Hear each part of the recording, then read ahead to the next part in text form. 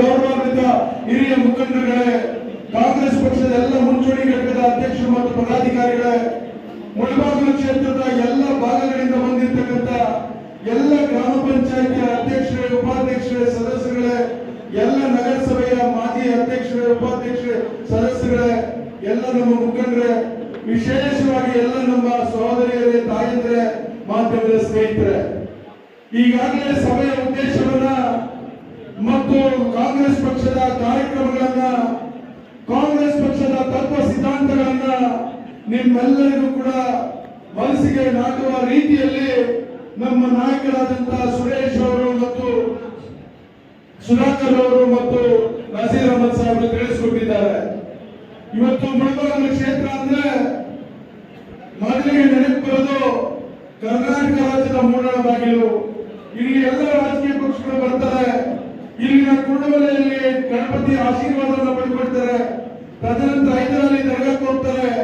ಅಲ್ಲಿಂದ ಆಂಜನೇಯ ಸ್ವಾಮಿ ದೇವಸ್ಥಾನಕ್ಕೆ ಬರ್ತಾರೆ. ಅಲ್ಲಿ ಆಶೀರ್ವಾದವನ್ನು ಪಡೆದುಕೊಳ್ತಾರೆ. ಈ ಸಂಪ್ರದಾಯವನ್ನು ಹುಟ್ಟು ಹಾಕಿದ್ದು ಇದೇ ಕಾಂಗ್ರೆಸ್ ಪಕ್ಷ. ಎಸ್ ಎಂ ಕೃಷ್ಣರವರು ಈ ರಾಜ್ಯದ ಕಾಂಗ್ರೆಸ್ ಪಕ್ಷದ ಅಧ್ಯಕ್ಷರಾಗಿದ್ದಾಗ ಪಾಂಚಜನ್ಯ ಯಾತ್ರೆಯನ್ನು ಇಲ್ಲಿಂದ ಪ್ರಾರಂಭ ಮಾಡಿದ್ರು. ಇವತ್ತು ನಾವು ಕೂಡ ಕೋಲಾರ ಲೋಕಸಭಾ ಕ್ಷೇತ್ರದ ಪ್ರಚಾರವನ್ನ ಮುಳಬಾಗಿಲಿನಲ್ಲಿ ನಮ್ಮ ಜಿಲ್ಲಾ ಸಚಿವರ ನೇತೃತ್ವದಲ್ಲಿ ಮತ್ತು ನಮ್ಮ ಅವಿಭಾಜ್ಯ ಜಿಲ್ಲೆಯ ನಾಯಕರಾದಂತಹ ಸುಧಾಕರ್ ಅವರ ನೇತೃತ್ವದಲ್ಲಿ ಈ ಎಲ್ಲ ದೇವಾಲಯಗಳಿಗೆ ಮತ್ತು ಮಸೀದಿ ದರ್ಗಕ್ಕೆ ಹೋಗಿ ಆಶೀರ್ವಾದವನ್ನು ಪಡೆದುಕೊಂಡು ನಿಮ್ಮ ಆಶೀರ್ವಾದವನ್ನು ಕೇಳಲಿಕ್ಕೆ ಬಂದಿದ್ದೇವೆ. ಇವತ್ತು ಬಹುಶಃ 17 ಲೋಕಸಭೆ ಚುನಾವಣೆ ದೇಶದಲ್ಲಿ ನಡೆದಿದೆ. 17 ಲೋಕಸಭೆ ಚುನಾವಣೆಯಲ್ಲಿ ಕೋಲಾರ ಲೋಕಸಭಾ ಕ್ಷೇತ್ರದಲ್ಲಿ 15 ಲೋಕಸಭೆ ಚುನಾವಣೆಯಲ್ಲಿ ಕಾಂಗ್ರೆಸ್ ಪಕ್ಷ ಗೆದ್ದಿದೆ. ಇದನ್ನ ನೀವೆಲ್ಲ ಕೂಡ ಅರ್ಥ ಮಾಡ್ಕೊಳ್ಬೇಕು. ಇದನ್ನೆಲ್ಲ ಕೂಡ ನಾವು ಜನರಿಗೆ ತಿಳಿ ಹೇಳಬೇಕಾಗ್ತದೆ. ಕಾರಣ ಅವಿಭಾಜ್ಯ ಕೋಲಾರ ಜಿಲ್ಲೆ ಸ್ವಾತಂತ್ರ್ಯ ಪೂರ್ವದ ಹೋರಾಟದಲ್ಲಿ ಕೂಡ ಮುಂಚೂಣಿಯಲ್ಲಿತ್ತು. ಕಾಂಗ್ರೆಸ್ ಪಕ್ಷಕ್ಕೆ ತನ್ನದೇ ಆದಂತಹ ಸೇವೆಯನ್ನು ಮಾಡಿಕೊಂಡಿತ್ತು. ಹಂಗಾಗಿ ನಮ್ಮ ಹಿರಿಯರು ಇಲ್ಲಿ ಭದ್ರವಾದಂತಹ ಬುನಾದಿಯನ್ನು ಹಾಕೊಟ್ಟು ಇವತ್ತು ಕಾಂಗ್ರೆಸ್ ಪಕ್ಷಕ್ಕೆ ಶಕ್ತಿಯನ್ನು ತುಂಬಿ ಹೋಗಿದ್ದಾರೆ. ಇವತ್ತು ಎಂ ವಿ ಕೃಷ್ಣಪ್ಪನವರು, ಕೆ ಸಿ ರೆಡ್ಡಿ ಅವರು, ವಿಶೇಷವಾಗಿ ನಮ್ಮ ಚೌಡರೆಡ್ಡಿ ಅವರು ಜಿಲ್ಲಾ ಕಾಂಗ್ರೆಸ್ ಅಧ್ಯಕ್ಷರಾಗಿ, ಆಂಜನೇಯ ರೆಡ್ಡಿ ಅವರು ಜಿಲ್ಲಾ ಕಾಂಗ್ರೆಸ್ ಅಧ್ಯಕ್ಷರಾಗಿ ಎಲ್ಲರೂ ಕೂಡ ಕಾಂಗ್ರೆಸ್ ಪಕ್ಷಕ್ಕೆ ಒಂದು ಶಕ್ತಿಯನ್ನು ತುಂಬಿ ಹೋಗಿದ್ದಾರೆ. ಈ ಕ್ಷೇತ್ರದಲ್ಲಿ 2003ರಿಂದ 2023ವರೆಗೂ ಪುತ್ತೂರು ಮಂಜುನಾಥ್ ಅವರು ಸಮಾಜ ಸೇವೆ ಮಾಡೋದ್ರ ಮೂಲಕ ನಿಮ್ಮೆಲ್ಲರ ಮನಸ್ಸನ್ನು ಗೆದ್ದು 2013ರಲ್ಲಿ ನಿಮ್ಮೆಲ್ಲರ ಆಶೀರ್ವಾದದಿಂದ ಶಾಸಕರಾಗಿ ಈ ಕ್ಷೇತ್ರವನ್ನು ಒಂದು ಮಾದರಿ ಕ್ಷೇತ್ರವನ್ನಾಗಿ ಮಾಡಿದ್ರು. ಅದರ ಪ್ರತಿಫಲ 2018ರಲ್ಲಿ ಅವರು ಹೇಳಿದಂತ ಅಭ್ಯರ್ಥಿಗೆ ನಾಗೇಶ್ ಅವರಿಗೆ ನೀವೆಲ್ಲ ಕೂಡ ಪಕ್ಷೇತರರಾಗಿ ಗೆಲ್ಲಿಸಿದಂತ ಉದಾಹರಣೆ ಇದೆ. ಬಹುಶಃ ನಾಗೇಶ್ ಅವರು ಚುನಾವಣೆಗೆ ನಿಲ್ಲವರೆಗೂ ಕೂಡ ಯಾರು ಕೂಡ ಪರಿಚಯ ಇರಲಿಲ್ಲ. ನಾಗೇಶ್ ಅಂತಕ್ಕಂಥ ವ್ಯಕ್ತಿ ಯಾರು ಅಂತ ಗೊತ್ತಿರಲಿಲ್ಲ. ಆಮೇಲೆ ಅವ್ರಿಗೆ ಸಿಕ್ಕಿದಂತ ಸಿಂಬಲ್ ಎಂತದ್ದು ಅಂದ್ರೆ ಹಳೇದು ನಮ್ಮ ಓಬಿ ರ್ಯಾಂಕ್ ಅಂದ್ರೆ ಟೈಪ್ ರೈಟಿಂಗ್ ಮಿಷನ್. ಅದೆಲ್ಲ ಮತ್ತೆ ಹೋಗ್ಬಿಟ್ಟಿದ್ದಾರೆ ಈ ಜನ.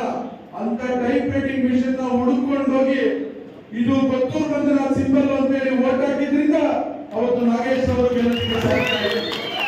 ಮೊನ್ನೆ ಕೂಡ 2023ರ ಚುನಾವಣೆಯಲ್ಲಿ ಆದಿನಾರಾಯಣ ಅವರಿಗೆ ಪುತ್ತೂರು ಮಂಜುನಾಥ್ ಅವರು ಆಶೀರ್ವಾದವನ್ನು ಮಾಡಿ ವಿಶೇಷವಾಗಿ ಅವತ್ತು ನಮ್ಮ ಸುಧಾಕರ್ ಅವರು, ನಾವು ಮತ್ತು ನಮ್ಮ ವೈಪಿ ಸುರೇಶ್ ಅವರು ಎಲ್ಲರೂ ಕೂಡ ಮಾನ್ಯ ಮುಖ್ಯಮಂತ್ರಿಗಳನ್ನ, ಮಾನ್ಯ ಕೆಪಿಸಿಸಿ ಅಧ್ಯಕ್ಷರನ್ನ, ಅಂದ್ರೆ ಅವತ್ತಿನ ಸಿಎಂಪಿ ನಾಯಕರಾದ ಸಿದ್ದರಾಮಯ್ಯ ಅವರನ್ನ, ಕೆಪಿಸಿಸಿ ಅಧ್ಯಕ್ಷರನ್ನ, ನಮ್ಮ ರಾಜ್ಯದ ಉಸ್ತುವಾರಿ ವಹಿಸಿಕೊಂಡಿದ್ದಂತ ಸೂರ್ಜೇವಾಲಾ ಅವರನ್ನ ರಾತ್ರಿ 12 ಗಂಟೆ, 1 ಗಂಟೆ, 2 ಗಂಟೆವರೆಗೂ ಮಾತನಾಡಿ ಕೊನೆಗೆ ಬೆಳಗಿನ ಜಾವ ಅವರಿಗೆ ಟಿಕೆಟ್ ಅನ್ನು ಕೊಟ್ಟರು. ಬೆಳಗಿನ ಜಾವ 3 ಗಂಟೆಯಲ್ಲಿ ಅವರಿಗೆ ಟಿಕೆಟ್ ಅನ್ನು ಘೋಷಣೆ ಆಯಿತು. ಬಹುಶಃ ಅವತ್ತು ಕೂಡ ಆ ಚುನಾವಣೆಯಲ್ಲಿ ಕೂಡ ಪುತ್ತೂರು ಮಂಜು ಅವರು ಮುಳಬಾಗಿಲು ಕ್ಷೇತ್ರದಲ್ಲಿ ಬಂದು ಕೇವಲ 2 ದಿವಸ ಪ್ರಚಾರ ಮಾಡಿದ್ರೆ ಇವತ್ತು 17 ಶಾಸಕ ಆಗ್ತಾರೆ. ಆದ್ರೆ ವಿಧಿ ಏನಾಯ್ತು ಅಂದ್ರೆ ಪುತ್ತೂರು ಮಂಜುನಾಥ್ ಅವರು ಕೂಡ ಕೇವಲ 20 ದಿವಸ ಇದ್ದಾಗ ಕೋಲಾರ ವಿಧಾನಸಭಾ ಕ್ಷೇತ್ರದಲ್ಲಿ ಟಿಕೆಟ್ ಘೋಷಣೆ ಆಯಿತು. ಕೋಲಾರ ವಿಧಾನಸಭಾ ಕ್ಷೇತ್ರದ ಇತಿಹಾಸದಲ್ಲಿ 89ರ ನಂತರ 2004ರಲ್ಲಿ ಒಂದು ಬಾರಿ ಶ್ರೀನಿವಾಸ್ ಅವರು ಗೆದ್ದಿಟ್ಬಿಟ್ರೆ ಅಲ್ಲಿ ಕಾಂಗ್ರೆಸ್ ಗೆದ್ದಿರಲಿಲ್ಲ. ಕಾಂಗ್ರೆಸ್ ಗೆಲ್ಲಬೇಕಂತ ಒಂದು ವಾತಾವರಣ ನಿರ್ಮಾಣ ಆಗಿರಲಿಲ್ಲ. ಆದ್ರೆ ಸಿದ್ದರಾಮಯ್ಯ ಅವರು ಅಲ್ಲಿ ಸ್ಪರ್ಧೆ ಮಾಡಬೇಕು ಅಂತ ತೀರ್ಮಾನ ತೆಗೆದುಕೊಂಡ್ಮೇಲೆ ವಿಶೇಷವಾಗಿ ನಸೀರ್ ಅಹಮದ್ ಸಾಹೇಬರು, ನಾವು ಕೂಡ ಎಲ್ಲ ಸೇರಿ ರಮೇಶ್ ಕುಮಾರ್ ಅವರ ಮಾರ್ಗದರ್ಶನದಲ್ಲಿ ಕೋಲಾರದಲ್ಲಿ ಕಾಂಗ್ರೆಸ್ ಅನ್ನು ಸಂಘಟನೆ ಮಾಡಿದ ಪ್ರತಿಭಾ ಮತ್ತು ಮುಳಬಾಗಿಲು ಕ್ಷೇತ್ರದ ನಿಮ್ಮೆಲ್ಲರ ಆಶೀರ್ವಾದ, ನೀವು ಏನು ಕೋಲಾರ ಕ್ಷೇತ್ರದಲ್ಲಿ ಬಂದು ನೀವೆಲ್ಲ ಕೂಡ ನಮ್ಮ ಮಂಜೂರಲ್ಲಿ ಸ್ಪರ್ಧೆ ಮಾಡಿದ್ದಾರೆ, ನಮ್ಮ ಮಂಜೂರನ್ನು ನಾವು ಗೆಲ್ಲಿಸಬೇಕು ಅಂತ ಹೇಳಿ ನಿಮ್ಮ ಸ್ನೇಹಿತರಿಗೆ, ನಿಮ್ಮ ನೆಂಟರಿಷ್ಟರಿಗೆ ಎಲ್ಲ ಕೂಡ ಹೇಳಿದ್ರಿಂದ ಕೊತ್ತೂರು ಮಂಜುನಾಥ್ ಅವರು ಎಲ್ಲಿ ಕಾಂಗ್ರೆಸ್ ಗೆದ್ದಿರಲಿಲ್ಲ ಅಲ್ಲಿ ಸುಮಾರು 33,000 ಓಟ್ಗಳಿಂದ ಅತಿ ಹೆಚ್ಚು ಮತಗಳಿಂದ ಇವತ್ತು ಕೊತ್ತೂರು ಮಂಜುನಾಥ್ ಅವರು ಗೆಲ್ಲೋದಕ್ಕೆ ಸಾಧ್ಯ ಆಗಿದೆ. ಇವತ್ತು ಕೊತ್ತೂರು ಮಂಜುನಾಥ್ ಅವರು ಆದಿನಾರಾಯಣ ಅವರು ಹೇಳ್ತಾ ಇದ್ರ ಮನೆ ಚುನಾವಣೆಯ ಅಭ್ಯರ್ಥಿ ತೀರ್ಮಾನ ಆದ ಸಂದರ್ಭದಲ್ಲಿ ದಯವಿಟ್ಟು ಅಣ್ಣ ನೀವು ಬರಬೇಕು, ಒಂದು 4 ದಿವಸ ಕಾಲ ಮುಳಬಾಗಿಲು ಕ್ಷೇತ್ರಕ್ಕೆ ನೀವು ಸಮಯವನ್ನು ಕೊಡಬೇಕು, ನಿಮ್ಮ ಅನುಕೂಲ ಇರ್ತಕ್ಕಂಥ ದಿನಾಂಕಗಳನ್ನು ಕೊಟ್ಟರೆ ಆ ದಿವಸಗಳೇ ನಾವು ಪ್ರಚಾರವನ್ನ ಎಲ್ಲೆಲ್ಲಿ ಮಾಡ್ಕೊಳ್ಬೇಕು ಅಂತ ಹೇಳಿ ನಾವು ಪ್ಲಾನ್ ಮಾಡ್ತೀವಿ ಅಂತ ಹೇಳಿದ್ರು. ನಾನು ನಜೀರ್ ಅಹಮದ್ ಅವರು ಕೊತ್ತೂರು ಮಂಜುನಾಥ್ ಅವರು ಕೂಡ ಮಾತನಾಡಿ ಮುಳಬಾಗಿಲು ಕ್ಷೇತ್ರಕ್ಕೂ ಕೂಡ ಅವರಿಗೆ 4 ದಿವಸ ಬಂದು ಕಾಂಗ್ರೆಸ್ ಪಕ್ಷದ ಪರವಾಗಿ ಗೌತಮ್ ಅವರ ಪರವಾಗಿ ನಾವು ಪ್ರಚಾರ ಮಾಡೋದಕ್ಕೆ ಮಂಜುನಾಥ್ ಅವರು ಕೂಡ ಇಲ್ಲಿ ಬರ್ತಾರೆ ಅಂತ ಕೂಡ ಈ ಸಂದರ್ಭದಲ್ಲಿ ನಾನು ಹೇಳಲಿಕ್ಕೆ ಬಯಸ್ತೇನೆ. ಇವತ್ತು ಈ ಕ್ಷೇತ್ರದಲ್ಲಿ ಒಬ್ಬ ಪುಣ್ಯಾತ್ಮ ಶಾಸಕರಾಗಿದ್ದಾರೆ. ನಿನ್ನೆ ಜೆಡಿಎಸ್ ಮತ್ತು ಬಿಜೆಪಿಯ ಸಮನ್ವಯ ಸಮಿತಿಯ ಸಭೆಯಲ್ಲಿ ಕೋಲಾರ ಜಿಲ್ಲೆಯಲ್ಲಿ ಯಾರು ಗಂಡಸರ ಇಲ್ವಾ ಕಾಂಗ್ರೆಸ್ ಪಕ್ಷಕ್ಕೆ ಸ್ಪರ್ಧೆ ಮಾಡೋದಕ್ಕೆ ಅಂತ ಹೇಳಿ ಪ್ರಶ್ನೆ ಹಾಕಿದ್ದಾರೆ. ಆ ಪುಣ್ಯಾತ್ಮನ ಕೇಳ್ತೀನಿ ನಾನು, ಹಂಗಾರೆ ಮುಳಬಾಗಿಲು ತಾಲೂಕಿನಲ್ಲಿ ಯಾರು ಗಂಡಸರ ಇರಲಿಲ್ಲಪ್ಪ, ನೀನ್ ಬಂದು ಇಲಾಖೆ ಶಾಸಕನಾದೆ ಅಂತ. ಮುಳಬಾಗಿಲು ತಾಲೂಕಿನಲ್ಲಿ ಯಾರು ಗಂಡಸರ ಇರಲಿಲ್ವಾ, ನೀನ್ ಯಾಕೆ ಬಂದು ಶಾಸಕನಾದೆ? ರಾಜಕೀಯ ಪಕ್ಷಗಳಲ್ಲಿ ಹಲವಾರು ಸಂದರ್ಭಗಳಲ್ಲಿ ಈ ರೀತಿಯ ತೀರ್ಮಾನಗಳನ್ನ ತೆಗೆದುಕೊಂಡಿದ್ದಾರೆ. ನಮ್ಮ ಚುನಾವಣೆಯಲ್ಲಿ ನಮ್ಮ ಅಭಿವೃದ್ಧಿ ಕಾರ್ಯಕ್ರಮಗಳು, ನಮ್ಮ ಪಕ್ಷದ ತತ್ವ ಸಿದ್ಧಾಂತಗಳನ್ನೆಲ್ಲ ನಾವು ಒಟ್ಟು ಕೇಳಬೇಕಿಲ್ಲ. ಎಲ್ಲಿನೋ ಬಂದವರು ಸ್ಪರ್ಧೆ ಮಾಡಿದ್ದಾರೆ ನಮ್ಮ ವಿಚಾರವನ್ನು ತೆಗೆದುಕೊಂಡು ಚುನಾವಣೆಗೆ ಹೋದ್ರೆ ಜನ ನಿಮ್ಮನ್ನು ತಿರಸ್ಕರಿಸ್ತಾರೆ. ಯಾಕಂದ್ರೆ ಇಲ್ಲಿ ಈಗಾಗಲೇ ಚಿಂತಾಮಣಿ ಕ್ಷೇತ್ರದಲ್ಲಿ 2 ಬಾರಿ ಶಾಸಕರಾದ ಜೆ.ಕೆ. ಕೃಷ್ಣಾರೆಡ್ಡಿ ಅವರು, ಯಾವೂರಿನವರು ಕೋಲಾರ ಕ್ಷೇತ್ರದಲ್ಲಿ 2 ಬಾರಿ ಶಾಸಕರಾಗಿರುವ ವರ್ತೂರ್ ಪ್ರಕಾಶ್ ಅವರು, ಯಾವೂರಿನವರು ಮಾಲೂರಿನಲ್ಲಿ ಶಾಸಕರಾಗಿರುವ ಕೋಡೇರಿ ಮಂಜು ಅವರು, ಯಾವೂರಿನವರು ನನ್ನ ವಿರುದ್ಧ ಸ್ಪರ್ಧೆ ಮಾಡಿ ಸಿಆರ್ ಮನೋಹರ್ MLC ಆಗಿದ್ರು, ಯಾವೂರಿನವರು ಎಲ್ಲ ಕೂಡ ಗೊತ್ತಿದೆ. ರಾಜಕಾರಣ ಕೋಲಾರ ಜಿಲ್ಲೆಯಲ್ಲಿ ನೀನೇನು ಹೇಳ್ಕೊಡ್ಬೇಕಾಗಿಲ್ಲ, ಅದರಲ್ಲೂ ಮುಳಬಾಗಿಲು ತಾಲೂಕು ಜನತೆಗೆ ನೀನೇನು ಪಾಠ ಕಲಿಸಬೇಕಾಗಿಲ್ಲ. ನೀನ್ ಫಸ್ಟ್ ಅರ್ಥ ಮಾಡ್ಕೋ, ನಿನ್ನ ಕಾರ್ಯಕ್ರಮ ಹೇಳು, ನಿನ್ನ ಪಕ್ಷದ ತತ್ವ ಸಿದ್ಧಾಂತ ಹೇಳು, ನೀನ್ ಬಿಜೆಪಿ ಜೊತೆಗೆ ಹಾಕೋದೆ ಅಂತ ಹೇಳು. ಇವತ್ತು ಮುಳಬಾಗಿಲು ತಾಲೂಕಿನ ನಮ್ಮ ಅಲ್ಪಸಂಖ್ಯಾತ ಬಂಧುಗಳು ಅರ್ಥ ಮಾಡ್ಕೊಳ್ಬೇಕು. ಸಿದ್ದರಾಮಯ್ಯನವರು ಭವಿಷ್ಯ ಹೇಳಿದ್ರು ಜೆಡಿಎಸ್ ಬಿಜೆಪಿಯ ಬಿ ಟೀಮ್ ಅಂತ ಹೇಳಿ, ಆದ್ರೆ ಇವರು ಜೆಡಿಎಸ್ ನವರು ಎಲ್ಲ ಅಲ್ಪಸಂಖ್ಯಾತರಿಗೆ ಮಂಕ್ ಬೂದಿಯನ್ನು ಹಾಕಿ ನಾವು ಜಾತ್ಯತೀತ ತತ್ವಗಳ ಮೇಲೆ ಪಾರ್ಟಿ ಕಟ್ಟಿರ್ತಕ್ಕಂಥವ್ರು, ನಮ್ಮ ತತ್ವ ಸೆಕ್ಯುಲರ್ ಅನ್ನು ಉಳಿಸ್ತಕ್ಕಂಥದ್ದು, ಎಲ್ಲ ಜಾತಿ ವರ್ಗದವರನ್ನು ಒಟ್ಟಾಗಿ ತೆಗೆದುಕೊಂಡು ಹೋಗೋದು ಅಂತ ಹೇಳಿ ಇಲ್ಲಿ ಅಲ್ಪಸಂಖ್ಯಾತರಿಗೆ ಮೋಸ ಮಾಡಿ ಓಟ್ ತಗೊಂಡು ಹೋಗಿ ಇವತ್ತು ಶಾಸಕನಾಗಿದೆಯಲ್ಲ, ಮೊದಲ ಅಲ್ಪಸಂಖ್ಯಾತರು ಉತ್ತರ ಕೊಡು, ಮೊದಲ ಅಲ್ಪಸಂಖ್ಯಾತರು ಉತ್ತರ ಕೊಟ್ಟು ಆಮೇಲೆ ನಮ್ಮ ಅಭ್ಯರ್ಥಿ ಯಾವರಿಂದ ಬಂದ್ರು ಅಂತ ಕೇಳು. ನಮ್ಮ ಅಭ್ಯರ್ಥಿ ಒಬ್ಬ ಸಾಮಾನ್ಯ ಕುಟುಂಬದಿಂದ ಬಂದಂತವರು, ಇವತ್ತು BE ಪದವಿಯನ್ನು ಪಡ್ಕೊಂಡಂತ ಒಬ್ಬ ಸುಶಿಕ್ಷಿತ ಯುವ ಮುಖಂಡ ಆತ. NSY ಅಲ್ಲಿ ಕೆಲಸ ಮಾಡಿ, ಯೂತ್ ಕಾಂಗ್ರೆಸ್ ಅಲ್ಲಿ ಕೆಲಸ ಮಾಡಿ, KPCC ಪ್ರಧಾನ ಕಾರ್ಯದರ್ಶಿಯಾಗಿ ಇವತ್ತು ಬೆಂಗಳೂರು ನಗರ ಜಿಲ್ಲೆಯ ಜಿಲ್ಲಾ ಕಾಂಗ್ರೆಸ್ ಅಧ್ಯಕ್ಷರಾಗೋದಂದ್ರೆ ಅಷ್ಟು ಸುಲಭದ ಮಾತಲ್ಲ. ಬೆಂಗಳೂರು ನಗರ ಜಿಲ್ಲೆ ಅಂದ್ರೆ ಕೇಂದ್ರ ಸೆಂಟ್ರಲ್ ಕಾನ್ಸ್ಟಿಟ್ಯೂನ್ಸಿ, 3 ಜನ ಮಂತ್ರಿಗಳಿದ್ದಾರೆ.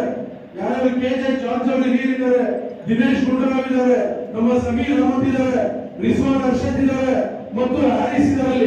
ಅಂತ ಕ್ಷೇತ್ರದಲ್ಲಿ ಇವರು ಕುರಿಸಿ ಜಿಲ್ಲಾ ಕಾಂಗ್ರೆಸ್ ಅಧ್ಯಕ್ಷ ಮಾಡಿದ್ದಾರೆ ಅಂದ್ರೆ ನೀವು ಅರ್ಥ ಮಾಡ್ಕೊಳ್ಳಿ, ಅವರ ಗುಣ ಎಂತಿರ್ಬೋದು, ಅವ್ರ ಸಂಘಟನೆಯ ಶಕ್ತಿ ಅಂತಿರ್ಬೋದು, ಅವ್ರು ಯಾವ ರೀತಿ ಜನಗಳನ್ನ ವಿಶ್ವಾಸಕ್ಕೆ ತೆಗೆದುಕೊಂಡು ಹೋಗ್ತಾರೆ, ಕಾರ್ಯಕರ್ತರ ವಿಶ್ವಾಸಕ್ಕೆ ತೆಗೆದುಕೊಂಡು ಹೋಗ್ತಾರೆ ಅಂತ ನೀವೆಲ್ಲ ಕೂಡ ಅರ್ಥ ಮಾಡ್ಕೊಳ್ಬೋದು.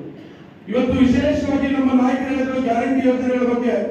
ಈ ಗ್ಯಾರಂಟಿ ಯೋಜನೆಗಳನ್ನ ಜಾರಿ ಮಾಡ್ತೀವಿ ಅಂತ ಹೇಳಿದಾಗ ಬಿಜೆಪಿಯವರು ಮೋದಿಯಿಂದ ಹಿಡಿದು ಎಲ್ಲ ರಾಜ್ಯದ ನಾಯಕರು ಕೂಡ ಕಾಂಗ್ರೆಸ್ಗೆ ಈ ಗ್ಯಾರಂಟಿಗಳನ್ನು ಅನುಷ್ಠಾನ ಮಾಡಕ್ಕೆ ಸಾಧ್ಯ ಇಲ್ಲ, ಯಾವುದನ್ನ ಮಾಡೋದಕ್ಕೆ ಸಾಧ್ಯ ಇಲ್ವೋ ಅಂತದನ್ನ ಇವರು ಘೋಷಣೆ ಮಾಡಿದ್ದಾರೆ. ನೀವೆಲ್ಲ ಕೂಡ ಮೋಸ ಮಾಡಿಕೊಟ್ಟಿದ್ದಾರೆ ಕಾಂಗ್ರೆಸ್ ಅವರು ಅಂತ ಹೇಳಿದ್ರು. ಆದ್ರೆ ಇವತ್ತು ಆ ಗ್ಯಾರಂಟಿ ಯೋಜನೆಗಳನ್ನ ಅಧಿಕಾರಕ್ಕೆ ಬಂದ ಮೊದಲನೇ ದಿವಸ ಕ್ಯಾಬಿನೆಟ್ ಮೀಟಿಂಗ್ ಅಲ್ಲಿ ತೀರ್ಮಾನವನ್ನು ತೆಗೆದುಕೊಂಡಂತ ಏಕೈಕ ನಾಯಕ ಯಾರಾದ್ರೂ ಇದ್ರೆ ಅದು ನಮ್ಮ ರಾಜ್ಯದ ಮುಖ್ಯಮಂತ್ರಿ ಬಡವರ ಬಂಧು ಸಿದ್ದರಾಮಯ್ಯ. ಇವತ್ತು ಎಲ್ಲ 5 ಗ್ಯಾರಂಟಿಗಳನ್ನು ಅನುಷ್ಠಾನ ಮಾಡಿ ಇಡೀ ಇವತ್ತು ದೇಶಕ್ಕೆ ಕರ್ನಾಟಕವನ್ನ ಒಂದು ಮಾದರಿ ರಾಜ್ಯವನ್ನಾಗಿ ಇವತ್ತು ಸಿದ್ದರಾಮಯ್ಯನವರು DK ಶಿವಕುಮಾರ್ ಅವರ ನೇತೃತ್ವದಲ್ಲಿ ಇವತ್ತು ಮಾಡಿ ತೋರಿಸಿದ್ದಾರೆ. ಸಿದ್ದರಾಮಯ್ಯನವರ ಮೇಲೆ ವಿಶೇಷವಾದ ನಂಬಿಕೆ ಈ ಜನಕ್ಕೆ.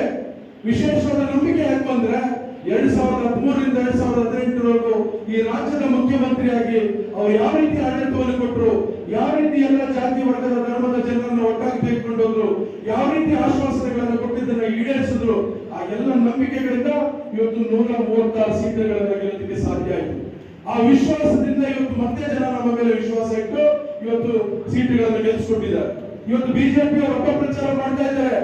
ಕಾಂಗ್ರೆಸ್ಗೆ ಓಟ್ ಹಾಕಿದ್ದಾರೆ. ಕಾಂಗ್ರೆಸ್ ಅಂದ್ರೆ ಈ ಚುನಾವಣೆ ಆದ್ಮೇಲೆ ಈ ಸರ್ಕಾರ ಉಳಿಯೋದಿಲ್ಲ ಅಂತ ಹೇಳಿ. ಈ ಸರ್ಕಾರ ಉಳಿದ್ರೆ ಗ್ಯಾರಂಟಿ ಯಾರು ಕೊಡೋರು? ನಮ್ಮ ಬಡವರಿಗೆ, ನಮ್ಮ ಹೆಣ್ಮಕ್ಳು ಕೊಟ್ಟರೆ ಯೋಜನೆಗಳನ್ನ ಯಾರು ಮುಂದುವರಿಸಿಕೊಂಡು ಹೋಗೋದು? ಈ ಸರ್ಕಾರ ಉಳಿಬೇಕು ಬೇಡವೋ? ಈ ಸರ್ಕಾರ ಉಳಿಬೇಕು ಬೇಡ? ಗಟ್ಟಾಗಿ ಮಾತಾಡಿ. ಈ ಗ್ಯಾರಂಟಿ ಯೋಜನೆಗಳನ್ನ ಮುಂದುವರಿಸಿಕೊಂಡು ಹೋಗ್ಬೇಕು ಬೇಡವೋ? ಆದ್ರಿಂದ ನಮ್ಮ ಕಾರ್ಯಕರ್ತರು ಏನ್ ಮಾಡ್ಬೇಕು ಅಂದ್ರೆ, ನೀವೆಲ್ಲ ಕೂಡ ಕೇವಲ 25 ದಿವಸ ಮಾತ್ರ ಉಳ್ಕೊಂಡಿದೆ. 25 ಇಲ್ಲ, 26ನೇ ತಾರೀಕು ಲೆಕ್ಕ ಅಲ್ಲ, ಇವತ್ತು ಆಗೋಯ್ತು. ಇನ್ ಕೇವಲ 24 ದಿವಸ ಇದೆ. ಪ್ರತಿ ಮನೆಗೂ ಹೋಗ್ಬೇಕು. ಗ್ಯಾರಂಟಿ ಯೋಜನೆಗಳು ಏನ್ ಬಂದಿದ್ದಾವೆ ಅವೆಲ್ಲವೂ ತಲುಪಿದೆಯಲ್ಲ ಕೇಳಬೇಕು. ಅವೆಲ್ಲವೂ ತಲುಪಿದ್ರೆ ಈಗ ಎಷ್ಟು ನಿಮ್ಗೆ ಆದಾಯ ಬರ್ತಾ ಇದೆ ಅಂತ ಕೇಳಬೇಕು. ಒಂದು ಕುಟುಂಬಕ್ಕೆ ಕನಿಷ್ಠ ಇವತ್ತು 4 ರಿಂದ 5 ಸಾವಿರ ರೂಪಾಯಿ ಬರ್ತಾ ಇದೆ. 2,000 ರೂಪಾಯಿ ಗೃಹಲಕ್ಷ್ಮಿ ಯೋಜನೆಯಿಂದ ಬರ್ತಾ ಇದೆ.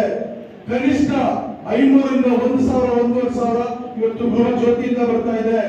ಕನಿಷ್ಠ 500 ರಿಂದ 1,000 ರೂಪಾಯಿ ಇವತ್ತು ಅನ್ನಭಾಗ್ಯ ಯೋಜನೆಯಿಂದ ಬರ್ತಾ ಇದೆ. ಇವತ್ತು ಶಕ್ತಿ ಯೋಜನೆಯಲ್ಲಿ ನಮ್ಮ ಹೆಣ್ಮಕ್ಳು ಪ್ರಯಾಣ ಮಾಡೋದ್ರ ಮೂಲಕ ಕನಿಷ್ಠ ತಿಂಗಳಿಗೆ ಒಂದು 500 ರೂಪಾಯಿ ಉಳಿತಾಯ ಮಾಡ್ತಾ ಇದ್ದಾರೆ. ಈ ಉಳಿತಾಯ ಆಗೋದೆಲ್ಲ ಕೂಡ ಅವ್ರ ಕುಟುಂಬದ ಆದಾಯವಾಗಿ ಪರಿವರ್ತನೆ ಆಗ್ತಾ ಇದೆ. ಆ ಕುಟುಂಬದ ಆದಾಯವನ್ನು ಮತ್ತೆ ಅವರು ಕುಟುಂಬದ ಏಳಿಗೆಗಾಗಿ, ಕುಟುಂಬದ ಅಭಿವೃದ್ಧಿಗಾಗಿ, ಮಕ್ಕಳ ವಿದ್ಯಾಭ್ಯಾಸಕ್ಕಾಗಿ, ಇನ್ನಿತರ ವಿಚಾರಗಳಿಗಾಗಿ ಅವರು ಬಳಕೆ ಮಾಡಿಕೊಳ್ತಾ ಇದ್ದಾರೆ. ಇದನ್ನ ನಾವು ಪ್ರಚಾರ ಮಾಡೋದ್ರ ಮೂಲಕ ಈ ಸರ್ಕಾರ ಉಳಿಬೇಕು. ಸಿದ್ದರಾಮಯ್ಯ ಅವರು, ಡಿ ಕೆ ಶಿವಕುಮಾರ್ ಅವರ ನೇತೃತ್ವದ ಸರ್ಕಾರ ಉಳಿಬೇಕು. ಈ ಗ್ಯಾರಂಟಿ ಯೋಜನೆಗಳು 5 ವರ್ಷ ಮುಂದುವರಿಬೇಕು ಮತ್ತು ಜಾತ್ಯತೀತ ತತ್ವಗಳನ್ನ ಕಾಪಾಡಿಕೊಂಡು ಹೋಗ್ಬೇಕು. ಎಲ್ಲ ಜಾತಿ ವರ್ಗದವರನ್ನ ನೆಮ್ಮದಿಯಿಂದ ಬಾಳ್ತಕ್ಕಂಥ, ಬದುಕತಕ್ಕಂಥ ವಾತಾವರಣವನ್ನು ನಿರ್ಮಾಣ ಮಾಡಬೇಕು. ವಿಶೇಷವಾಗಿ ನಮ್ಮ ದಲಿತ ಸಮುದಾಯ ಇವತ್ತು ಅರ್ಥ ಮಾಡಿಕೊಳ್ಬೇಕು. ನಾವು ಬಂದಿರೋದೇ ಸಂವಿಧಾನವನ್ನು ತೆಗೆಯೋದಕ್ಕೆ ಅಂತ ಹೇಳ್ತಾರೆ ಬಿಜೆಪಿಯವರು. ನಾವು ಬಂದಿರೋದೇ ಸಂವಿಧಾನವನ್ನು ಬದಲಾವಣೆ ಮಾಡೋದಕ್ಕೆ ಅಂತ ಹೇಳ್ತಾರೆ. ನಾವು ಅದಕ್ಕೆ ಈ ಚುನಾವಣೆಯಲ್ಲಿ ಉತ್ತರ ಕೊಡೋದ್ರ ಮೂಲಕ ಸಂವಿಧಾನವನ್ನು ತೆಗೆಯೋದಕ್ಕೆ ನಾವು ಬಿಡೋದಿಲ್ಲ. ಸಂವಿಧಾನವನ್ನು ಉಳಿಸ್ಕೊಂಡು ಹೋಗ್ತೀವಿ. ಬಾಬಾ ಸಾಹೇಬ್ ಅಂಬೇಡ್ಕರ್ ಅವರು ಕೊಟ್ಟ ಸಂವಿಧಾನದಿಂದ ಇವತ್ತು ದೇಶ ಒಗ್ಗಟ್ಟಾಗಿ ಹೋಗ್ತಾ ಇದೆ ಅಂತ ನೀವೆಲ್ಲ ಕೂಡ ಹೇಳ್ಬೇಕಾಗ್ತದೆ. ಹಂಗಾಗಿ ಕಾಂಗ್ರೆಸ್ ಪಕ್ಷದ ಮೇಲೆ ದೊಡ್ಡ ಜವಾಬ್ದಾರಿ ಇದೆ. ಇವತ್ತು ಕಾಂಗ್ರೆಸ್ ಪಕ್ಷದ ಮೇಲೆ ಈ ದೇಶವನ್ನು ರಕ್ಷಣೆ ಮಾಡತಕ್ಕಂಥ ಜವಾಬ್ದಾರಿ ಇದೆ. ಇಂದಿರಾ ಗಾಂಧಿ ಅವರು ನಾವು ಕಳ್ಕೊಂಡ್ವಿ, ರಾಜೀವ್ ಗಾಂಧಿ ಅವರನ್ನು ಕಳ್ಕೊಂಡ್ವಿ. ಇವತ್ತು ಎಲ್ಲವನ್ನ ಲೆಕ್ಕಿಸಿದೆ, ಪ್ರಾಣವನ್ನ ಲೆಕ್ಕಿಸಿದೆ. ಇವತ್ತು ಸುಮಾರು 2 ಬಾರಿ ಪಾದಯಾತ್ರೆಯನ್ನು ರಾಹುಲ್ ಗಾಂಧಿ ಅವರು ಮಾಡಿದ್ರು. ಯಾಕೆ ಮಾಡಿದ್ರು?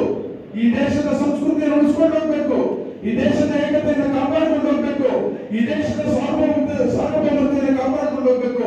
ಎಲ್ಲ ಜಾತಿ ವರ್ಗದವರು ನೆಮ್ಮದಿಯಾಗಿ ಬದುಕಬೇಕು, ಬಾಳ್ಬೇಕು ಅಂತಕ್ಕಂಥ ಸಂದೇಶವನ್ನು ಹೊತ್ಕೊಂಡು ಇವತ್ತು ರಾಹುಲ್ ಗಾಂಧಿ ಅವರು 1000 ಕಿಲೋಮೀಟರ್ 2 ಬಾರಿ ಯಾತ್ರೆಯನ್ನು ಮಾಡಿದ್ರು. ಇವತ್ತು ರಾಹುಲ್ ಗಾಂಧಿ ಅವರಿಗೆ ನಾವೇನ್ ಕೊಡುಗೆ ಕೊಡ್ತೀವಿ? ನಾವು ಪಾರ್ಲಿಮೆಂಟ್ ಎಲೆಕ್ಷನ್ ಅಲ್ಲಿ ನಮ್ಮ ಗೌತಮನ್ನ ಗೆಲ್ಲಿಸೋದ್ರ ಮೂಲಕ ಇವತ್ತು ರಾಹುಲ್ ಗಾಂಧಿ ಅವರಿಗೆ ಕೊಡುಗೆ ಕೊಡೋದ್ರ ಮೂಲಕ ನೀವು ಕಾಂಗ್ರೆಸ್ ಪಕ್ಷಕ್ಕೆ ಶಕ್ತಿಯನ್ನು ತುಂಬಬೇಕು. ವಿಶೇಷವಾಗಿ ಕೊತ್ತೂರು ಮಂಜಣ್ಣನವರ ಮಾರ್ಗದರ್ಶನದಲ್ಲಿ, ಆದಿನಾರಾಯಣ ಅವರ ನಾಯಕತ್ವದಲ್ಲಿ, ನಮ್ಮ ಬ್ಲಾಕ್ ಕಾಂಗ್ರೆಸ್ ಅಧ್ಯಕ್ಷರ ಒಂದು ಅಧ್ಯಕ್ಷತೆಯಲ್ಲಿ ಎಲ್ಲ ನಮ್ಮ ಮುಖಂಡರು ಒಗ್ಗಟ್ಟಾಗಿ ಕೆಲಸ ಮಾಡಬೇಕು. ನೀವೆಲ್ಲ ಒಗ್ಗಟ್ಟಾಗಿ ಕೆಲಸ ಮಾಡಿದ್ರೆ, ಯಾಕಂದ್ರೆ ನೀವು ಶಕ್ತಿ ಇರ್ತಕ್ಕಂಥವ್ರು, ನಮಗೆ ಗೊತ್ತಿದೆ ನಿಮ್ ಶಕ್ತಿ ಏನು ಅಂತ ಹೇಳಿ. ನೀವೆಲ್ಲ ಒಗ್ಗಟ್ಟಾಗಿ ಕೆಲಸ ಮಾಡಿದ್ರೆ ಮುಳಬಾಗಲು ಒಂದೇ ಕ್ಷೇತ್ರದಲ್ಲಿ ಇವತ್ತು 1 ಲಕ್ಷ ವೋಟ್ ಅನ್ನು ಕೊಡಿಸತಕ್ಕಂಥ ಶಕ್ತಿ ಯಾರಾದ್ರೂ ಇದ್ರೆ ಅದು ಮುಳಬಾಗ ತಾಲೂಕಿದೆ. ಕೊತ್ತೂರು ಮಂಜೂರಿ ಹೆಚ್ಚಾಗಿಲ್ಲ, ಚುನಾವಣೆಯಲ್ಲಿ 70,000 ವೋಟ್ ಕೊಡಿಸಿದ್ವಿ. ಬಹುಶಃ ನಮ್ಮ ಮುಖಂಡರೆಲ್ಲ ಒಗ್ಗಟ್ಟಾಗಿ ಕೆಲಸ ಮಾಡಿದ್ರೆ ಆ ಚುನಾವಣೆಯಲ್ಲೂ ಗೆಲ್ತಾ ಇದ್ವಿ. ನೀವು ದಯವಿಟ್ಟು ನಿಮ್ಮ ವೈಮನಸ್ಸುಗಳೇನೇ ಇರಲಿ, ಮನಸ್ತಾಪಗಳೇನೇ ಇರಲಿ, ಅವೆಲ್ಲವನ್ನ ಕೊತ್ತೂರು ಮಂಜೂರು, ಆದಿನಾರಾಯಣವರು, ನಾವು ಮತ್ತು ನಮ್ಮಿಬ್ಬರು ಮಂತ್ರಿಗಳು ಕೂತು ಚುನಾವಣೆ ಆದ್ಮೇಲೆ ಬರ್ತೀವಿ, ಎಲ್ಲವನ್ನ ಚರ್ಚೆ ಮಾಡೋಣ, ಎಲ್ಲವನ್ನ ಬಗೆಹರಿಸೋಣ. ವಿಶೇಷವಾಗಿ ನಮ್ಮ ಸುಧಾಕರ್ ಸರ್ ಹೇಳಿದಂಗೆ ನೀವು ಅರ್ಥ ಮಾಡ್ಕೊಳ್ಬೇಕು. ಇವತ್ತೇನೋ ಗೌತಮ್ ಅವರು ಬಂದಿದ್ದಾರೆ, ಅವ್ರು ಚುನಾವಣೆ ಆಗ್ತದೆ, ಅವರು ಗೆಲ್ತಾರೆ, ಅವರು ಪಾರ್ಲಿಮೆಂಟ್ ಹೋಗ್ತಾರೆ. ನಾಳೆ ನಮ್ ಚುನಾವಣೆ ಬರ್ತದೆ. ನೀವೆಲ್ಲ ಜಿಲ್ಲಾ ಪಂಚಾಯತಿ ಮೆಂಬರ್ ಆಗ್ಬೇಕು, ನೀವೆಲ್ಲ ತಾಲೂಕ್ ಪಂಚಾಯತಿ ಮೆಂಬರ್ ಆಗ್ಬೇಕು, ನೀವು APMC ಮೆಂಬರ್ ಆಗ್ಬೇಕು, ಮಿಲ್ಕಿ ಲೈನ್ ಡೈರೆಕ್ಟರ್ ಆಗ್ಬೇಕು, ನಗರಸಭೆಗೆ ಸದಸ್ಯರಾಗಬೇಕು, ಅಧ್ಯಕ್ಷರಾಗಬೇಕು, ಉಪಾಧ್ಯಕ್ಷರಾಗಬೇಕು.